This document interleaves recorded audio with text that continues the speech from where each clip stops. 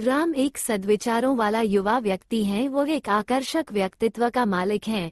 ईमानदारी, साहस, सादगी, स्पष्टवादिता उसके गुण हैं, लेकिन इन सबके बीच वो कुछ हद तक स्वहितैषी एवं अहंकारी हैं। राम को समुद्री जीवन से बहुत लगाव है, इसलिए वो अपना करियर एक नाविक के रूप में चुनता है।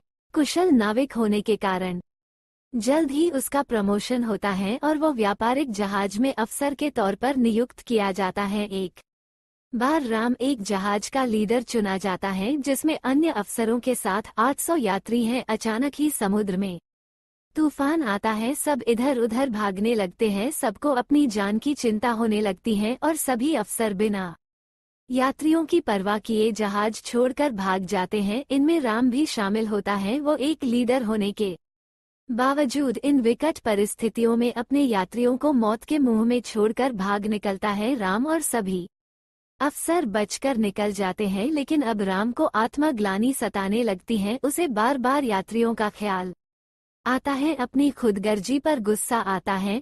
पर कुछ देर बाद उसे पता चलता है कि एक अन्य जहाज के लीडर और उसकी टीम ने सभी यात्रियों को बचा लिया। राम ने संकट के समय अपने कर्तव्य को त्याग दिया था। उसे हर वक्त इस बात का अफसोस रहता। वो खुद को कोसता, पूछता उसने ये काम कैसे कर दिया।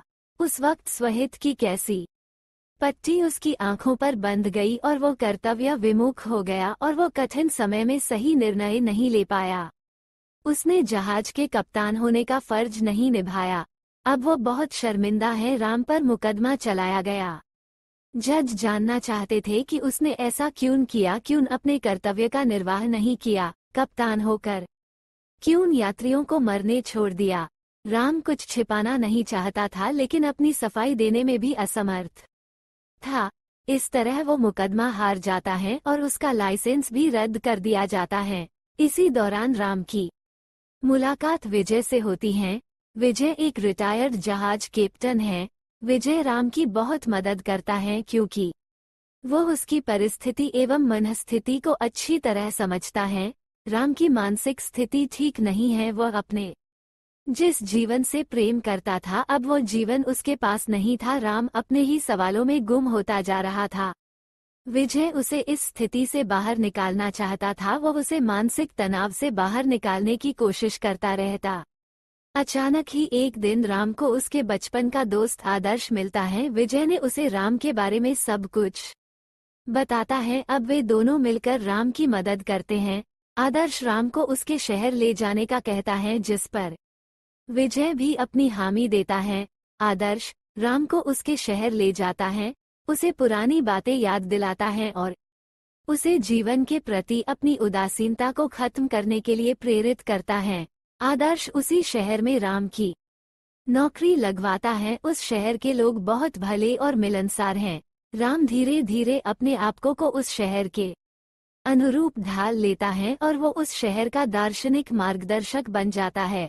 राम के पड़ोस में एक मिस्टर जोसफ की फैमिली रहती है। उनकी एक बेटी है सवीना, जिससे राम को प्यार हो जाता है, लेकिन मिस्टर जोसफ राम को पसंद नहीं करते और वे शादी के लिए राजी नहीं होते। मिस्टर जोसफ चाहते हैं कि राम को रास्ते से हटा दिया जाए और इसी कारण मिस्टर जोसफ जॉन के साथ मिलकर राम को मारने का षड्यंत्र रचते हैं और यह सब बातें सवीना सुन लेती हैं और इसके बारे में राम को बताती हैं, लेकिन राम इस सब को गंभीरता से नहीं लेता और कहता है कि कोई भी पिता अपनी बेटी के प्रेमी के साथ ऐसा व्यवहार नहीं कर सकता।